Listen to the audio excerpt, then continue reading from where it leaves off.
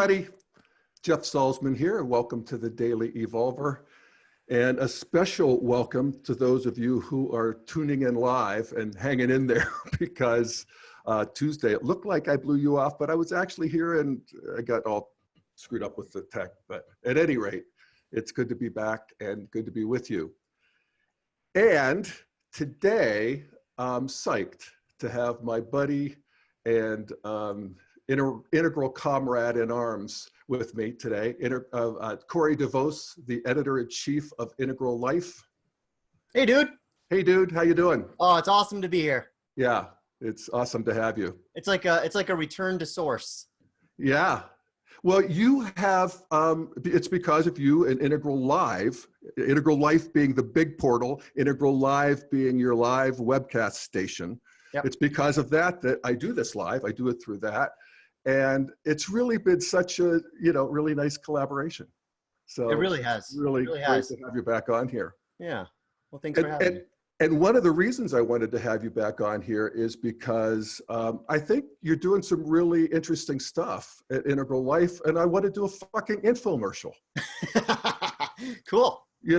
I mean, and I want people to see what's going on there and see the value of it so that they will become members if they're not already and live an upright life where you pay for what you get. and that's okay. And I could say that because I'm not getting any benefit from any of it financially, but I'm getting all kinds of non-financial benefits. Anyway, so one of the things that I noticed that you posted on Integral Life, and it's actually just points to a bigger issue or a bigger moment, if you will, in the integral scene, and that is the passing of Father Thomas Keating. Yeah. Who was a dear friend of Ken's, and you posted a beautiful letter that Ken wrote Father Thomas before he died. So to me, it was a wonderful lesson, and tell the person you love them before their eulogy. Yeah. Yeah. Yep. So, yeah, and it was a beautiful letter. It was absolutely gorgeous. And first off, Father Thomas passing is, I think all of us are in very deep mourning. I mean, the guy made it to 95 years old. You can't say he didn't have a pretty good run. Yeah. And he's been diminishing for a while now, and even still, his passing just feels, Ken used the word devastating. Yeah. And that, I thought that was apt. It feels absolutely devastating because there's no one else who could, possibly, wear that collar. He was an amazing human being. Yeah. So I'm sharing the one paragraph that touched me. Are you seeing it in the share screen? Yep. Yeah. I see that. Where Ken writes, there to Father Thomas, there are few lives I can think of that have been as truly, integrally, authentically engaged. And humanity as a whole is just that much closer to a genuine realization of God because of you. Bless you, bless you, bless you, my friend. I will carry you in my heart forever. Ken Wilber. Yeah, very sweet. But yeah, I mean, I remember back when you and I worked at the Integral Institute with Ken, we're talking 2004, 2005, 2006, we were doing the seminar, rocking and rolling. We had 30, 40 people working there. And Father Thomas was a real key character in the whole integral scene, especially then, because he was really productive, and he was productive to the end. It got in a spiritual way for sure. But what I think Ken loved about Father Thomas and what he transmitted, what piece he brought to the integral puzzle was the Christian piece. Yeah. And the whole contemplative prayer movement, which became and still is. Centering prayer. Centering prayer. A spiritual path that has the flavor of second person. That's right. Where I'm seen and loved by Almighty God. Yep. And that is, that's a piece of it that I'm, how can you overvalue that? How can you thank somebody for giving you that? Yeah. Yeah. And Father Thomas, just in terms of my own sort of spiritual path or trajectory or, however you want to look at it, people like Father Thomas, people like Brother David, Stendhal Rost, Paul Smith, You know, these guys for me have had a huge impact in terms of sort of, you know, almost grounding my adult spirituality with the spirituality of my childhood in a lot of ways. You know, I've often described this, the process that I think a lot of Westerners take is, you know, you grow up with an exoteric form of a religion, which is sort of just that outer layer, sort of the dogmas and the myths and, you know, all of those trappings. And we tend to get disillusioned with that, particularly as we, you know, start hitting, you know, the rational wave of development. We get really disillusioned with the exoteric myths of our childhood. Yeah, And then, I could just interject. I could remember age 6 in our little preschooly kind of Sunday school thinking, the little Chinese kids go to hell? yeah. You know, I mean, that was the first crack. I patched that back up for a few years and then re-cracked when I was 12 or 13. But. Yeah, well, for me, Jeff, I remember being 9 years old and laying in bed at night after Sunday school, going to Sunday school with my grandmother at a Protestant church, and thinking about the concept of heaven, of dying and going to heaven, and then the concept of forever, that when I go to heaven, I'm going to be in this place forever. And it scared the shit out of me. Yeah. I was trying to think rationally. You know, I would imagine like, okay, so I'm going to go to sleep. I'm going to wake up the next morning. It's going to be today. And then I'm going to go to sleep. And it's just this constant recursive process. Right. And it all felt so huge. And I felt so tiny and insignificant. And it was the first sort of inklings of my rational brain kind of trying to wrap itself around. And it's funny because I actually see some of those same struggles in my daughter right now. My daughter will ask these really beautiful, big questions. You know, does the universe go forever? Will time go forever? And when I say, you know, kind of, yeah, basically, sort of, in a sense, it terrifies her. It's like her little mind is too small to wrap itself around, you know, the multitudes of infinity. And you know, and it's a beautiful process to sort of watch her little heart break and grow and break again and grow and wrap herself around it. Well, But it makes me think of that hideous verse from Amazing Grace. When we've been there 10,000 years, okay, bright shining as the sun, we've no less days to sing his praise than when we first begun. It's like, all right, 10,000 years of singing his praise, and we've just begun? Yeah. I mean, that doesn't sound like something I want to sign up for. Right. But it gets to that, the actual problem that you're talking about is that, you know, time and space is a function of the cognitive mind. That's right. And the cognitive mind arises within a space that is infinite and eternal. That's right. And, you know, time and space arises within, you know, a bigger space that is pre-Big Bang. That's right. And you spend your entire life wrapping your mind and your heart around that. And, you know, just to continue sort of the trajectory I brought up, you know, first, I think a lot of people, I think it's a common story. A lot of people grow up with this exoteric mythic religion that they start to sort of question and, you know, get a little bit more cynical around. And then for a lot of us, that begins this journey. And that journey often takes us from exoteric to exotic. We start, you know, sort of tuning into these other traditions that have been coming, you know, being imported into the West, and imported in such a way by post-conventional people so that you can skip over sort of the myths and the dogmas and the trappings of those traditions. Yeah, they leave them behind. Yeah, right. And then that brings you right from the exotic into the esoteric. Right. And then it's within that space when you discover sort of the esoteric union of all of these spiritual paths that you can then, you know, come home to the tradition of your childhood. And that is the role that folks like Father Thomas and Brother David and Paul Smith, et cetera, have played in my own life, is they've helped me with that final step of being able to recognize, you know, whatever insight I've gleaned, whatever little trickle of enlightenment I've discovered within these other traditions. Guess what? It's been waiting here the entire time. Right. I just had too much dust in my eyes, really, to see it. Yeah, hallelujah, brother. Right on. Yeah. And yeah, so I feel the same way. I'm grateful. Godspeed, Father Thomas. Yep. And there's some assets, and thank you. Yeah. And there's some assets on Integral Life that where Father Thomas transmits his beautiful realization. Yeah, we were lucky enough to record a lot of material with Father Thomas over the last 15 years. So yeah. Yeah. Okay, so the next thing I wanted to say has really caught my eye on Integral Life is the interview that you do. You're doing something regularly with Ken Wilber called the Ken Show. Yeah, And of course, there's a pun there. that's right. Because Ken Show means realization in Zen Buddhism. We like to have fun over here. Yes, exactly. That's so integral humor. But yes, it's great. So you're doing it monthly, is it? Yeah, it's monthly. Yeah. And the last one you did was on a topic that has been so interesting to me and vexing, and it's clearly up in the internet and with the Sam Harris and the Jordan Petersons and then this and and that's this idea of free will.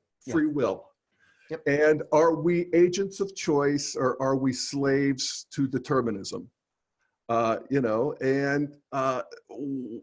What's that about? And God damn, if Ken didn't really sort that out for me. Yeah, he did. He did a stellar job. And that's the thing about these Ken Show episodes we're doing. I feel like it's for whatever reason, it is some of the best material that I think Ken has done in years. I agree. And that was I think our third episode. We've got another one coming up in just a couple weeks.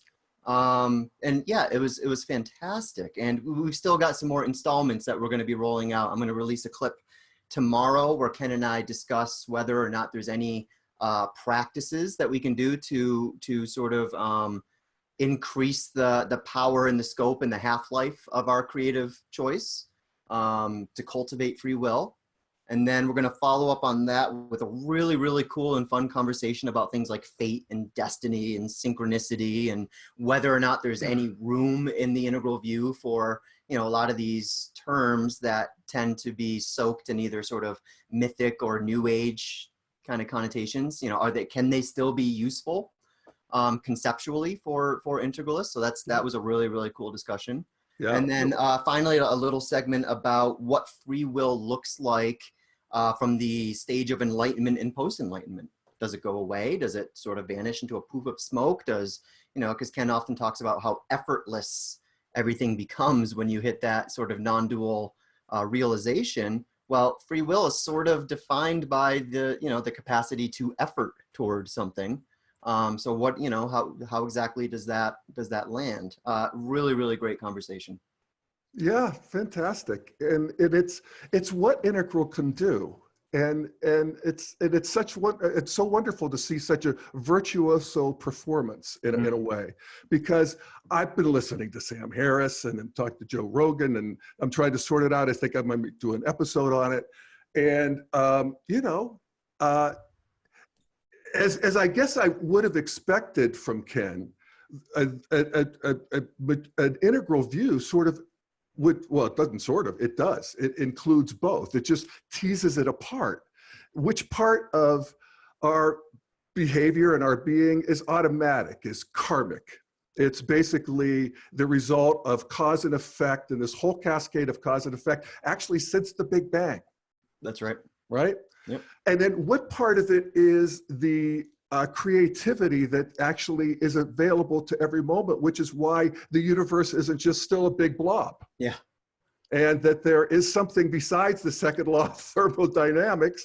And in a sense, the universe is winding up in terms of consciousness as it winds down in other ways. Mm-hmm. And so this both thing really comes online, and it was great.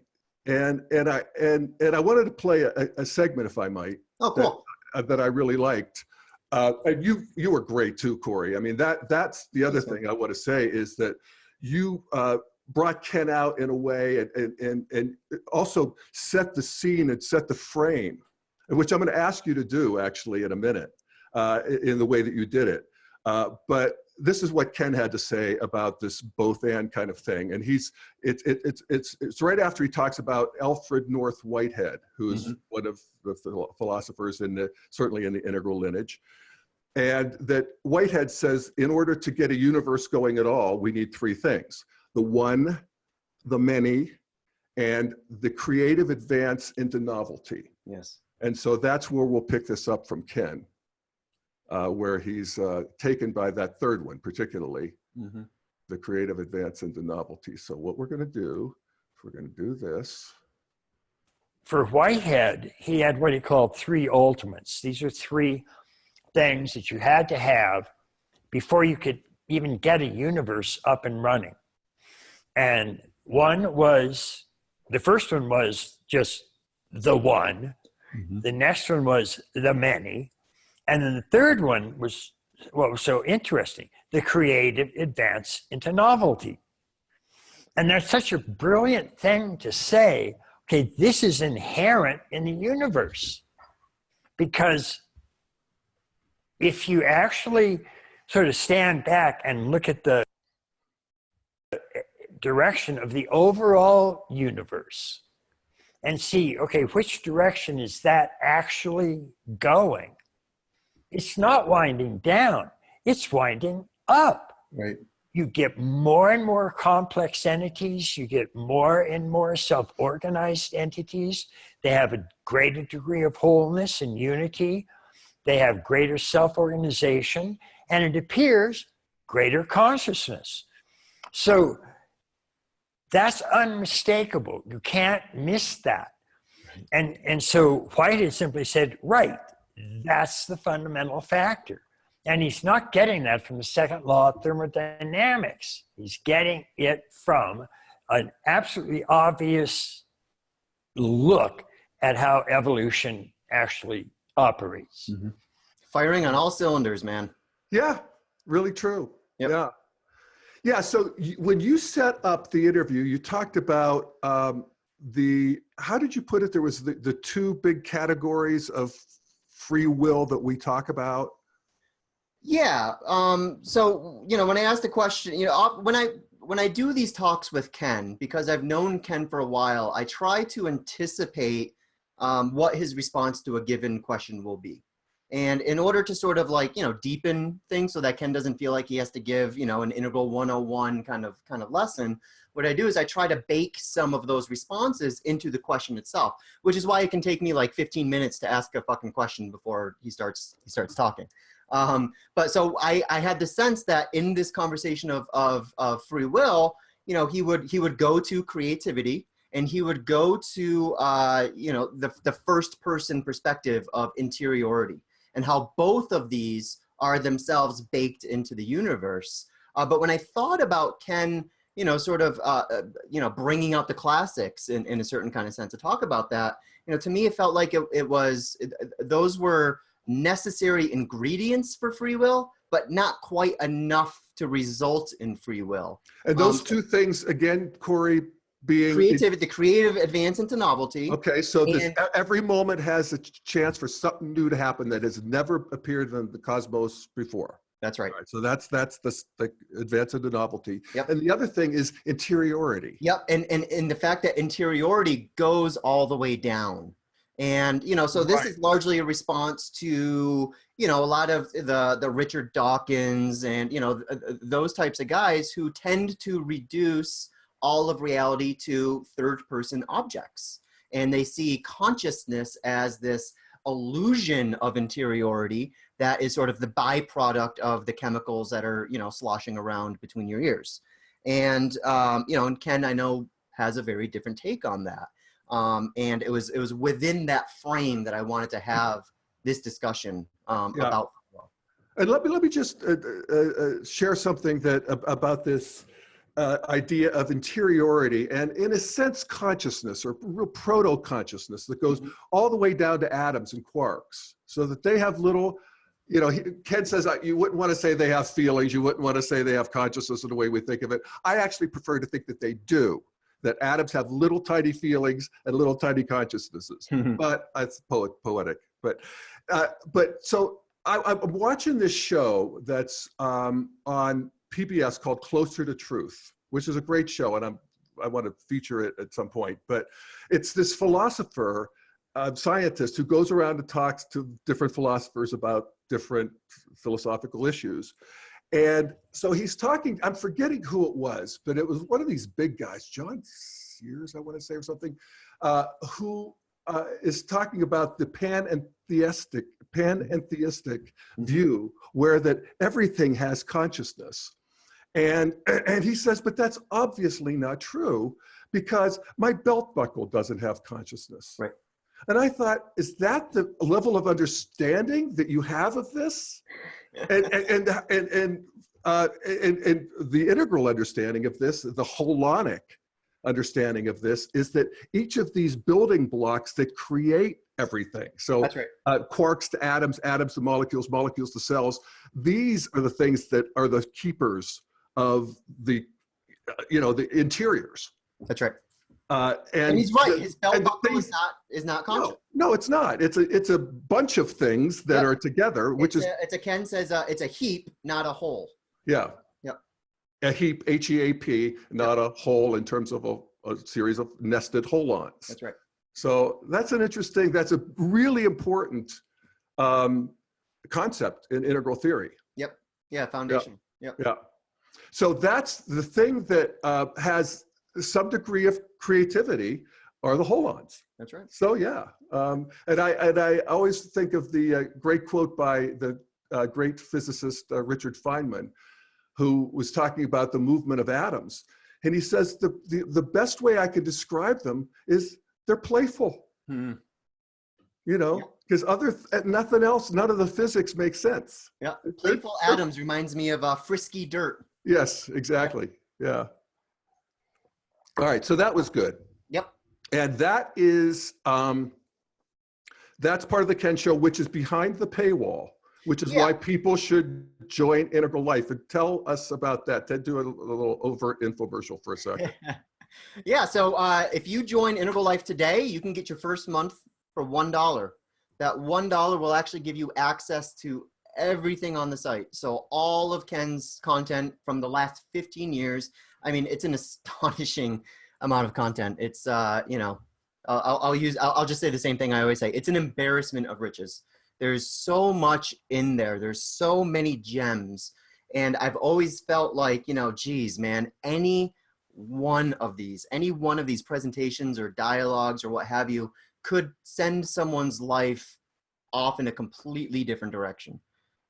It's some really beautiful stuff in there. And so the way this works and the way the Ken Show works is you can actually watch the Ken Show for free. If you tune in on the Saturdays, it's usually the second Saturday of the month, sometimes the third, but usually the second. You can find a calendar on integrallife.com/live. You can actually watch the live webinars for free. We then take the recorded version of it, chop it up into a bunch of pieces, and then make that available for members of Integral Life. So it's one of the ways that we like to play with sort of abundance on one side and scarcity on the other. Giving people a nice on-ramp to hear some of his latest thinking with no obligation at all. But it's also an invitation to sign up and to, help sustain our organization and allow us to continue producing this amazing content. Yeah, because you and the people at Integral Life have a life to lead. We sure do. And, so that's I've got a mortgage now, man. Come on, sign up. All right, cool. Okay, so I have one more thought or one more piece I wanted to feature, but is there anything else you would point out before we sort of close with this third piece? Well, I guess two things. I mean, first off, we started the show talking about, the Integral Live platform. And it's been just about a year since we've launched it, actually. I think we're coming up on our 1-year anniversary of Integral Live. And, your show was the first thing that we did with Integral Live. And then we started to sort of, expand a little bit. We got Keith Witt doing a regular monthly show. We have Terry Patton doing a regular monthly show. Now we've got Ken doing a monthly show. Pretty soon we're going to get Beena Sharma to do a monthly show where we're going to be looking at both ego development and her brand new extraordinary polarity practice, which really gets me excited as someone who's been studying the integral map for, my entire adult life. Beena's polarity management teaching, for me, takes this map, which you can look at on like a piece of paper and can feel almost inert in a certain kind of way, and it makes the model dance. That's my description of Beena's polarity application. It makes the integral model dance, and it's beautiful. So, we'll be hearing more from her. And, as Integral live has expanded. You know, it's funny because I'm a pretty lazy guy. I do a lot of I do a lot of You things. could have fooled me. Well, I do a lot of things, but a lot of things I do are in effort to sort of, you know, give other people an opportunity to do some of the heavy lifting here. So when I created Integral Live, I had this fantasy. I'm going to create this platform, and I'm going to be able to just hand it over to people like Jeff and to people like Keith, and you know, and so forth. And they're just going to be able to get engaged whenever they want and talk to our audience whenever they want, and you know, get this going. 1 year later, as it turns out, Jeff Salzman is the only guy who actually wants to learn how the technology works, right? Which means he's the only guy who can do the show without me. So now I'm suddenly in the very awkward position of, you know, I worked behind the scenes for the first pretty much 14 years of my career here at Integral, and now I'm like on the homepage every week. And you know, for all you out there, I'm sorry about that. It's just sort of, you know, it's the end result. It's not something I ever wanted to do. When you suffer from, you know, all sorts of performance anxiety and imposter syndromes and all of that, this was not my idea of a good time. But it's, you know, because of the seat that I find myself sitting in, I feel like it's my responsibility to do the show and to, you know, bring a spotlight to what some, you know, really extraordinary people in our community are doing. So it's an honor to be part of it. And Jeff, I want to thank you, because I wouldn't have nearly as much comfort doing this if I hadn't sort of, you know, had the Daily Evolver as, you know, almost my training wheels for the first, you know, 6 to 9 months or so. And that was, you know, really special to me. And the whole time we were doing it, you were giving me the feedback, you know, Corey, I think you should be doing, you know, your own show. There's all sorts of things that, you know, that I'd like to hear you talk about. And, you know, you really inspired me to sort of take it a step further. And I appreciate that. Well, you are worthy. Thanks, man. And I always think of what Eleanor Roosevelt said. I think, who knows who said it, but it's like when what you have to say is more important than all your fears about saying it, then you just get on with it. And it's like you said, you know, you're in the position, you know all these people, you have all these contacts, you're in the center of this thing, and you almost have to rise to it. You know, it's your responsibility. And I've gotten totally used to making a jackass of myself on live camera, so it's all good. Yeah, it's all good. All right. So the one thing I wanted to also feature in this broadcast about what's new on Integral Life is a program that Ginny Whitelaw has done. And Ginny is really terrific, isn't she? Oh, she's one of my favorite people. See, she came along, she's sort of new to the scene, so I hadn't really gotten the download. Yes, sort of. Yeah, well, yeah, to me. You're right. You know, and I was really impressed when I looked at her. Well, first of all, her credentials, her bio. She's a biophysicist with a PhD. She's a Zen master. I'm forgetting what lineage, but she has she's a real Zen master. She was a manager in NASA's space station program, and she's got a 5th degree black belt in Aikido. So, she originally wanted to be an astronaut. Is that right? Yeah. What's funny is if you look at Ginny, she kind of looks like an astronaut. Yeah. She has that look, that like Ohio kind of, you know. Well, it's also that white robe, you know, a little bit Star Trekky. But so anyway, I want to play a piece from her. She did a program called Lead with Purpose. Yes. And you know what? My business was on leadership training. My original business was called Career Track Seminars. Some of you, I know you write me and say, I've been to your seminars way back when in the 80s and early 90s. And so I know my way around business training, professional development training. And this is new. This is new. This is what I would want it to be at this stage of human development, where we're looking at leadership and professional development, you know, being the best you can be. It's not for everybody, but if that's what you want to do, then, you know, she's bringing in all 4 quadrants in the upper right in terms of the energetics and the upper left. And I think a really, really beautiful integration. And here I'm going to play a piece from it. And so this is Ginny Whitelaw, and here we go. We've been looking at this idea of purpose, your purpose, what it is you're trying to do in the world. And we've observed both that, first, purpose is really important to align your energy so that you can send it out into the world and can create value.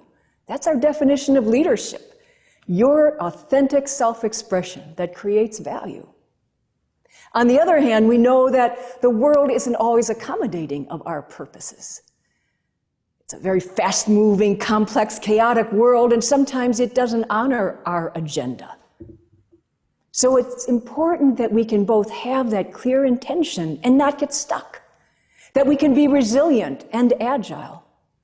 And we're going to play with that idea much more here in Module 3 as we look at how leaders, how you turn energy into things that matter. Because truly, that's what we're doing. She's, Right was it? Yeah. Yeah. You know, and Jeff, you mentioned her background, and you know what I find really interesting about Ginny's background is every phase of her career has given her mastery in a different quadrant of her own self and her own life. I mean, this woman has genuine 4-quadrant mastery, and I think it shines through in her teaching, not only in the teaching in herself, but in the transmission of that teaching. And I think you just got a really beautiful little taste of that there, where she's able to take, profoundly impactful suggestions and practices and orientations, and is able to communicate it with such a beautiful simplicity and make it relevant. You know, I mean, we call this Lead with Purpose, and it's a leadership course, but I think a lot of people get hung up on that word leadership. They tend to believe this is something for, a corporate boardroom or for CEO of a company, or someone who has sort of, a professional leadership role that they're playing in their lives. And it's not. I mean, every one of us is a leader in and of ourselves. We all are the leader of our own spheres of influence, whether it's your family or your personal life or your hobbies, your friends, whatever it might be. Every day you have an opportunity to express leadership. And one of the things that is becoming increasingly clear to me in 2018 is that we need a fucking revolution in leadership.